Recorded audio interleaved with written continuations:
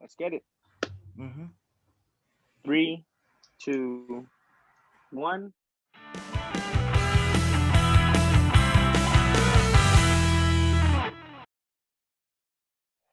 What's up, guys? It's me, your boy Ozzy. You already know, back at it again with another episode of OJ Random Facts. It's me and my friend, my good friend Joseph. Would you say Hello. hello? What's up? And we're just two guys trying to learn more about the world, trying to learn random facts. You already know how this works. We bring in experts in their field so we can learn more about how our world works. And for today, we will be focusing on U.S. history. Joseph? So we brought in some experts that are U.S. history experts, and what do you guys like want to talk about? Like, who wants to go first, explaining what they will talk about?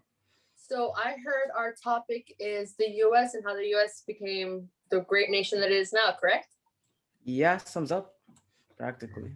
Great. Correct. So obviously we have to start from the very, very, very beginning. As we all know, the United States has always been a home of those that came from England looking for freedom and liberty. And so they had this idea known as manifest destiny. So manifest destiny was kind of the ideology that Americans had, where they believed that God gave them the right to expand and become the great nation that it is right now. So when America began, they didn't begin with all 50 states that they have now. In fact, they were more towards the east. They had those sections over there.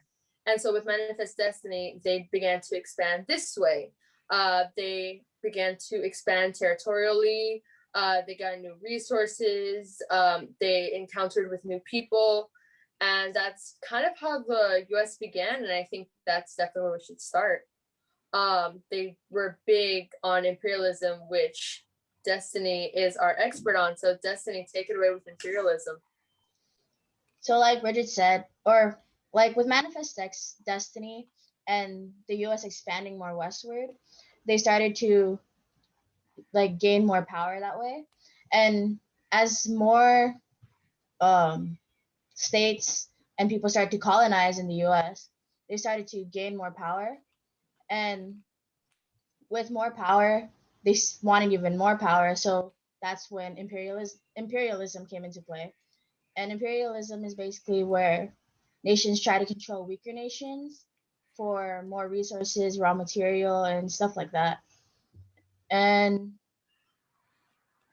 yeah, the U.S. also took away a lot of the Midway Islands, like Hawaii, and that's kind of how that's also a part of the Pearl Harbor, and like that we'll go into that more later. Yeah. Yeah, Destiny brought a great All point right. that I would love to talk about. So with Hawaii, she mentioned Hawaii. Everyone knows Hawaii, loved it, vacation area. Actually, we didn't actually buy the land or even do anything. We annexed it, which basically means we kind of took it.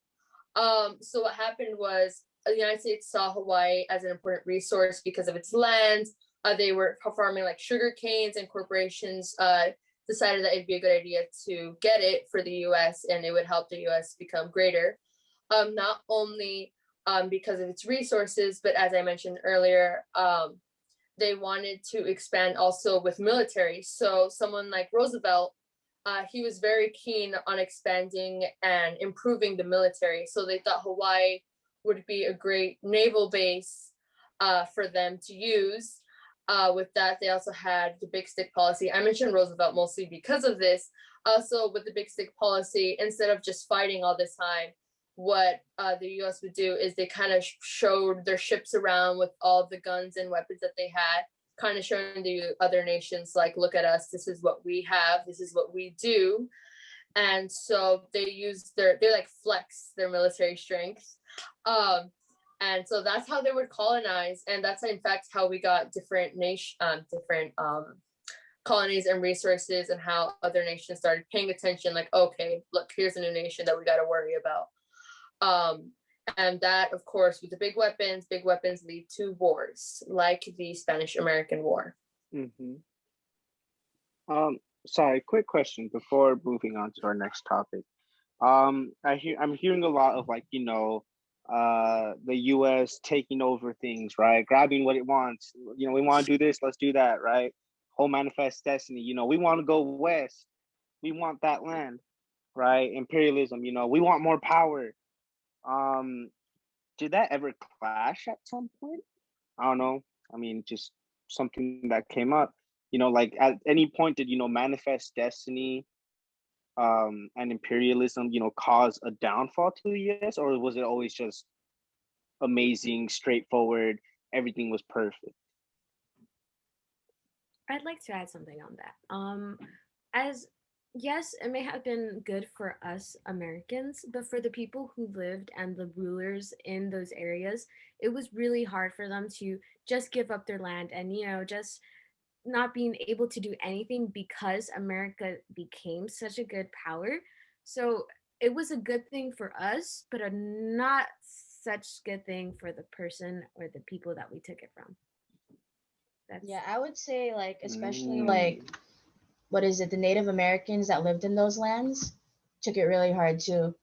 Cause like they forced them to move into like other areas like the Appalachian Mountains, like and then farther, even farther. And they like moved They them try into to like camps and stuff. they Not try really to make camps, them but like yeah. they try to cancel they try to cancel their culture. Oh wow. They Yeah. would literally Mhm. want to whitewash them, and that's a really thing. Yeah. They Yeah. tried Americanizing them. Yeah, earlier I mentioned the Spanish American War, but in fact, there was a war before that. There was a Mexican American War. What happened was, as they were expanding, they came in conflict with, of course, the Mexicans because you see here, we're originally from California, which in fact belonged to Mexico originally.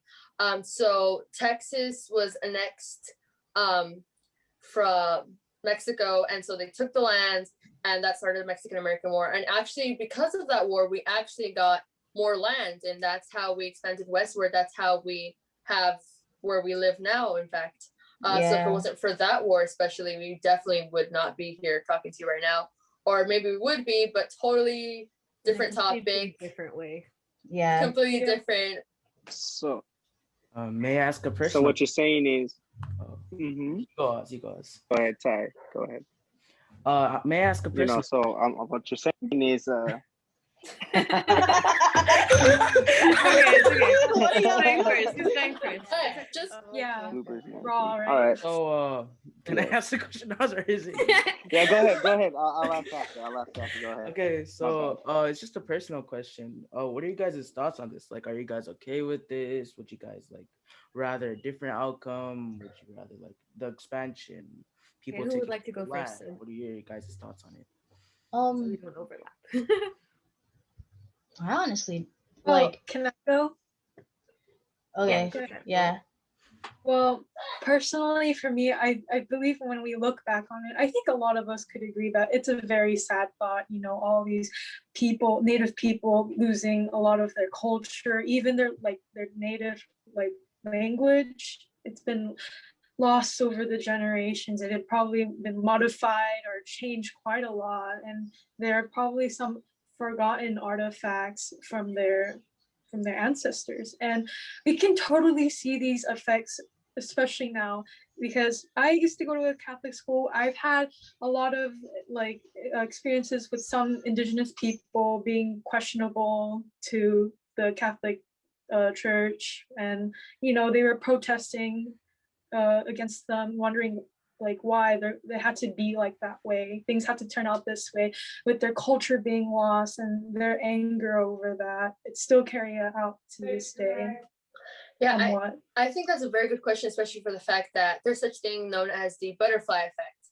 So with the butterfly effect, the theory is that if a small change is made, then all of a sudden it would basically cause a huge different result. For example, pardon? The domino effect? Yeah, domino effect is another one, that you can say. Yeah. Basically, yeah. For example, you said personally, my grandparents, my ancestors, they are Mexican. And so honestly, knowing that that kind of happened. It is a little bit personal, but honestly, I feel like sometimes what needs to happen needs to happen. But it, of course, uh, if that didn't happen, didn't occur, we wouldn't be here. Um, we'd probably be talking about Mexican history right now. We would be hablando en español, comunicando así. It'd totally be different. And so I feel like God made it so that way, we are where we are. It is how it is. And so it just helps us grow. Go ahead, take it away. Okay.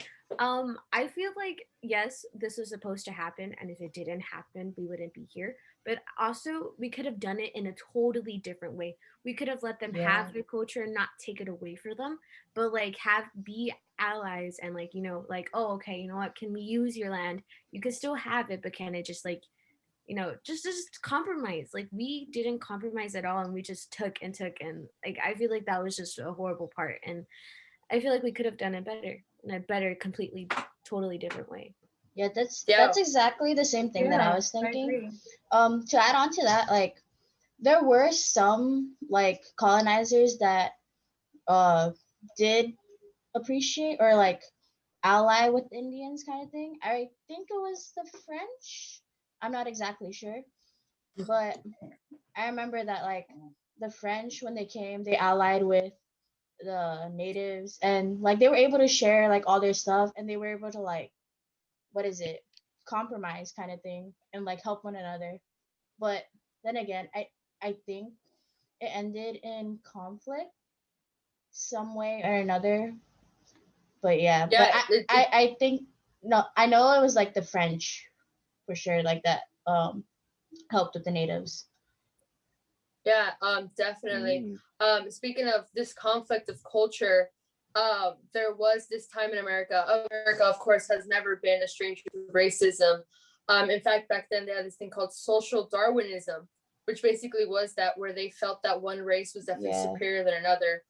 Definitely, America, although it is great and powerful now, it is definitely not perfect. We're not perfect now. We never were perfect. We definitely have our mistakes. If we can go back, I think we'd all love to do things differently. A lot of things would be changed.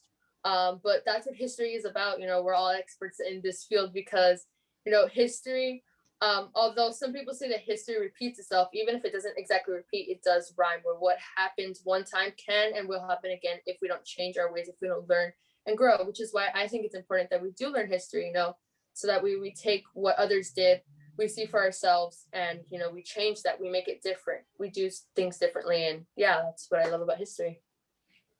Yeah, and that's why we're here. Yeah, I mean, obviously you can see like the stuff that happened in the past today. Yep. Exactly.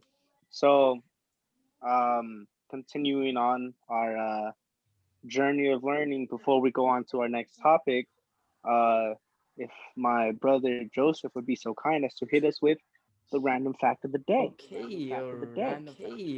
Random fact coming right up as you asked. So a random fact I found was nearly 2/3 of military deaths in World War One were through battle, and which people will say, oh, it's mostly obvious, right? Fighting. But in previous conflicts that has happened, most of their deaths were caused due to diseases. So that's really what happened. And yeah, that's a random fact for the moment. Wow, we love that. I love that you guys brought a history fact. Yeah, history, man. Yeah. Speaking of wars, yeah, it's not like we're talking about history today. What gave it away? That is the topic. I wonder why. Speaking of wars, next we do have the Spanish-American War, since we're continuing our journey of how America became great. As we spoke earlier, it was a lot of imperialism. And of course, it didn't stop with Manifest Destiny. It didn't stop with the Civil War. It didn't stop with Spanish-American War. With the Mexican-American War. Now we're moving on to the Spanish-American War. So Tiara, if you can take it away for us, please. Okay, so as not may all know, but the Spanish-American War was a conflict between the U.S. and Spain, because Spain had the colonial, they ruled over Cuba, and because of this war, America got a lot of territories in the Western Pacific and like in Latin America. So it all started because Cuba wanted independence from Spain because Spain was like really not a good nation. It was really, they were really bad, and it all began in February of 1895, I believe. And Spain finally declared war on April 24th, and the following day the US did end up declaring war, and pretty much this war allowed the US to be able to have Cuba and different parts of Central America. And it was one-sided for the fact that the US already had like a really, really good naval army. And so it was just, I don't know why the Spanish didn't just just like finished it off. They're like, fine, here, just I'll give it to you. Because they really didn't have uh like as much as a military as the US did, because during that time the US was like growing and growing and growing, and they had areas to be able to um have and make a bigger army. And what ended the war was the Treaty of Paris. It that the Treaty of Paris is when the Spanish like signed a treaty and it claimed and renounced the claim of Cuba, Guam, and Puerto Rico. And since it also transferred, I think, sovereignty to the Philippines, and it gave America so much more area and resources, which allowed them to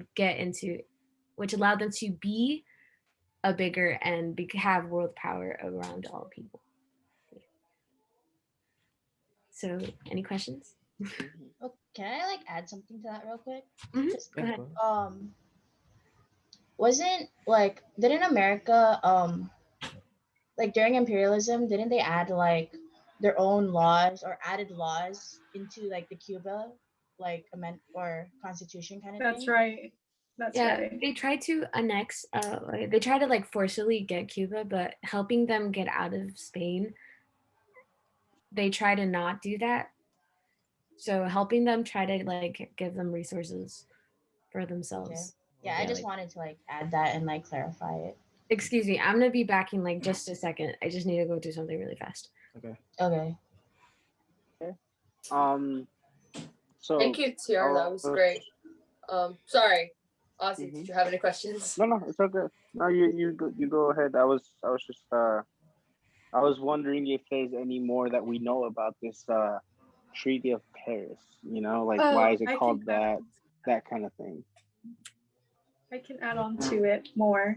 So as we know that it was the final like kind of official ending to the Spanish-American War. It was a peace agreement between Spain and the United States, and in the treaty, like Tiara said, they had to give up Cuba. Like Spain had to give up control over Cuba, Puerto Rico, and Guam, and they also had to sold. They also sold the Philippines to the U.S. for about $20 million, and I will go more in depth about the after effects. So due to this agreement, at first it was kind of like a lose-win, lose for the Spain and win for the U.S. since the U.S. is going to use the Philippines and Cuba as their cash grab or like their cash cow, to get more profit for the economy. But in the end, it actually kind of turned out for a win for Spain because this made Spain focus on their own country and their own internal problems. And as mentioned by Destiny, she also mentioned that this also showed a bit of the US's power in this involvement due to the fact that they tried to change Cuba's constitution, trying to Americanize it and add in their own kind of like, their government in a way. And yeah, that's the one way I could close off that topic of the Treaty of Paris. Oh, sorry. May I add like one question about that? So you know how like the Treaty of Paris, he said like I've been hearing like, oh, there's like some side win, and like another side like kind of wins maybe, and like this side loses, right? Like in reality, what do you think the situation was? Like, do you think it was like a win-win or like an obvious win-lose, like no one gained or something? Like, what are I your thoughts on that? totally, oh, I totally personally think that it's most likely a win lose in honesty, a win lose, a win for the US and a lose for Spain.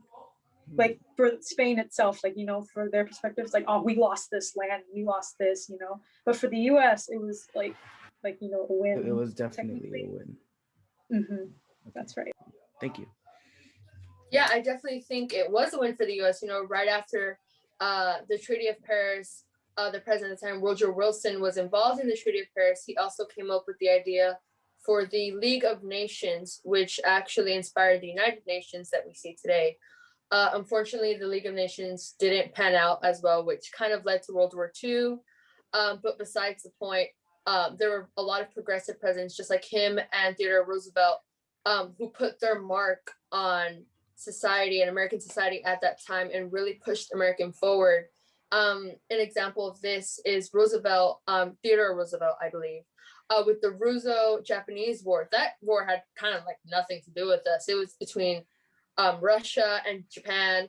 Meanwhile, at the end of it, they ended up meeting in New Hampshire, and Theodore Roosevelt was kind of part of that, and they were deciding the end of it with the Treaty of Portsmouth. And so I think that exact event kind of shows like, wow, the US is now expanded. Like, not only are they involved in their own affairs, but now they've decided to expand their influences, and now they're involved with other nations and their own affairs and their own problems. During that time, we also had the 19th Amendment, women's suffrage movement.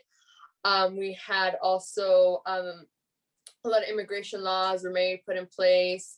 The progressive era. What else do we have? Great Depression, the Roaring Twenties, different things like that. And so, Yeah. I don't know if Yeah, the US just like basically grew from basically nothing to like something huge now. Like Mhm. it's a Oh, big thing. Completely agree. yeah. So can I just like ask ask this real quick? It's like, so you would consider like, the whole like after Treaty of Paris kind of thing, like, would you say it's kind of like the world finally started to see America as like a powerhouse of a nation, or would it still just be like, oh, that nation that like, it's doing okay for itself, but like it's not really doing much? Like, what do you think? I mean, the US was already kind of like, oh, look at them. But I think it was a lot, at least me personally, the way that I view American history is I think that definitely after Treaty of Paris, because Woodrow Wilson was involved in that, him himself, the United States president at that time, went and actually took part in the negotiations for things, which is something that, they hadn't seen beforehand. And that Yeah. kind of, and then with the progressive that brought like industrialization, urbanization, and you start seeing all these towns, cities, factories start popping up. And that's why we got the Roaring Twenties, right? A little afterwards, you see this skyrocket in the economy. America was doing great. They even had this kind of like thing where after World War One, they kind of used the money that other nations owed them to their own benefit, and they kind of used it. And yeah, America was doing great after that. I think the downfall obviously was the Great Depression. And although some people think that the Great Depression is like, doesn't the Great Depression show that America is like irresponsible or that they didn't know what they were doing?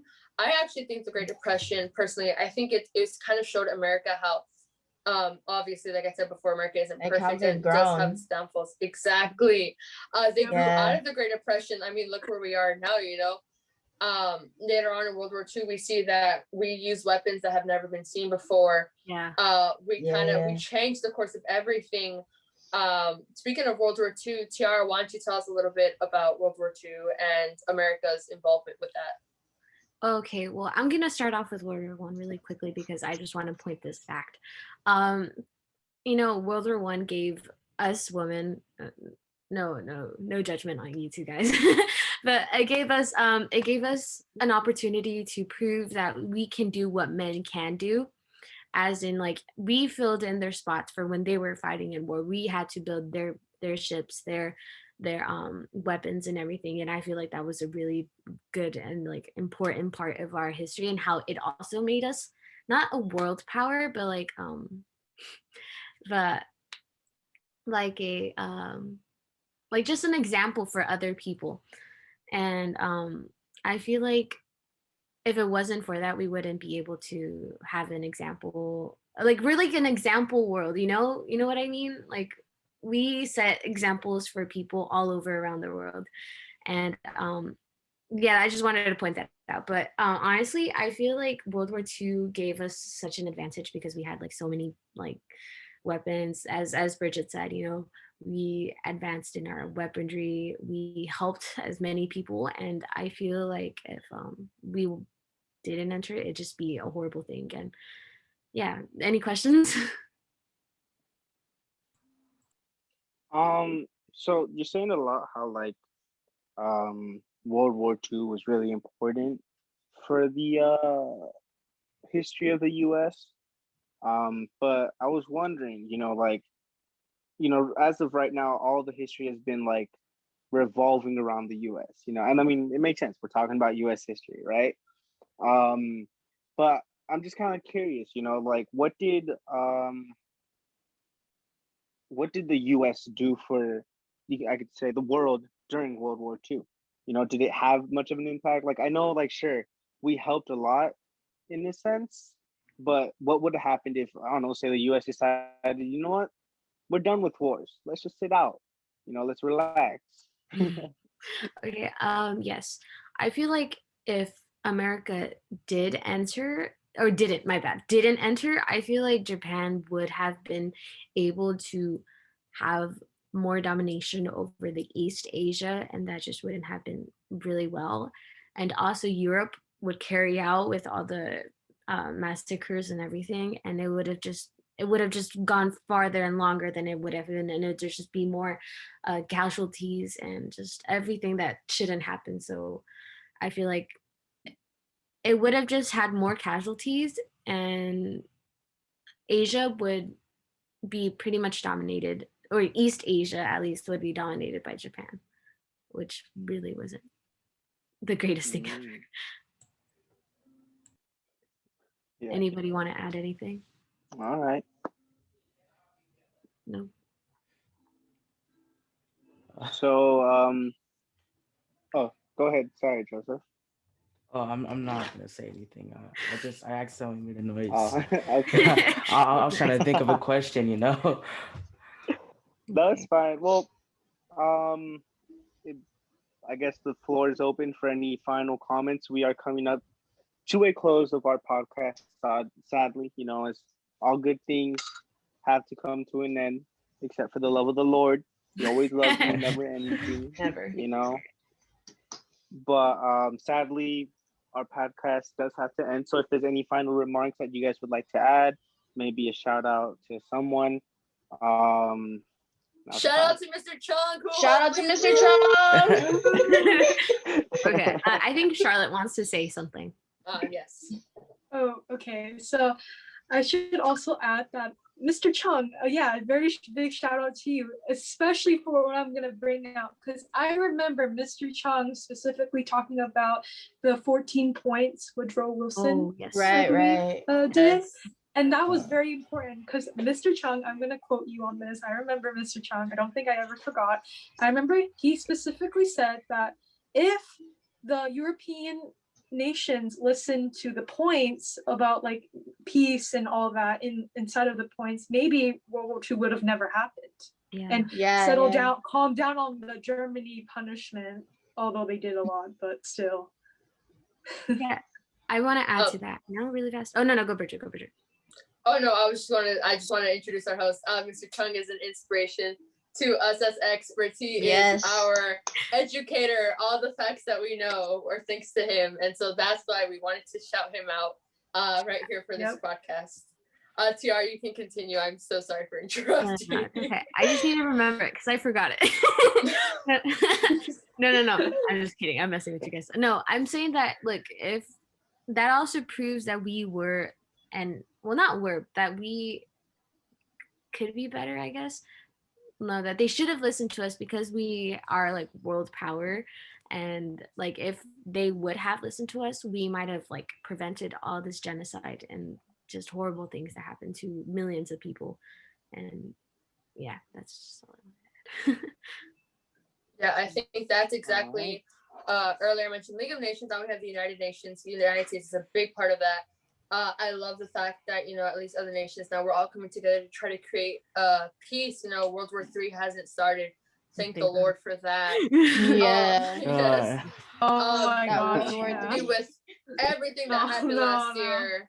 And so I think that it's great to see that not only the United States but the whole world is moving forward. And I hope that one day we all get to witness it moving forward to a point where we will no longer have to worry about all the chaos that happened in the past. Everything's still evolving. Yeah. At fast pace too.